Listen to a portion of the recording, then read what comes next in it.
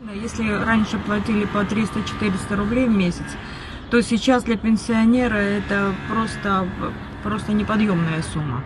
Если пенсия у нас там 3000 в месяц, то почти половину приходится отдавать за электричество. Это получается 1200 в месяц, вот я заплатила.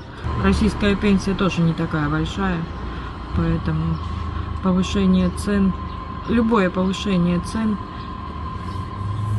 это для сухумчан это ощутимо для кармана. Я как нахожусь в Сухуми сколько лет, 1 киловатт я у государства не украла свет. Я плачу очень аккуратно. Но сейчас вот это повышение, мне уже 82-й год, я пенсионерка, мне это очень трудно будет. И всем это. Ну, если это не мое дело, но есть люди, которые вообще ничего не платили, так и живут. Не знаю, я тоже сейчас подумала, может быть, перестану платить. Или хочу пойти к этому, к самому главному и объяснить мое положение. Ну вот последний раз, перед тем, как сейчас заплатить, я платил 20 числа декабря 23 года. И недавно пошел платить. Сказали 6 с лишним.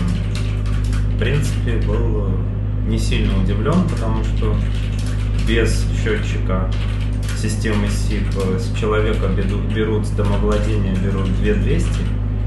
Вот, получается, что у меня почти за 3 месяца получилось не так уже много, но в принципе на бюджете семьи, я думаю, будет сказываться, особенно если я не буду платить полгода, а то и год, то потом в конце будет очень сложно эту сумму найти.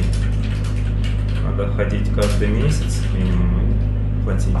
Так будет проще. А по поводу логики повышения, ну она давно понятна и обоснована. Со стороны энергетиков это решение вполне понятно.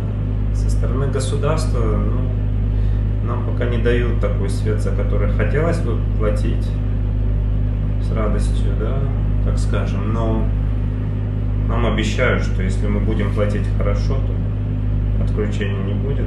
В этом тоже вижу мало правды. Там посмотрим.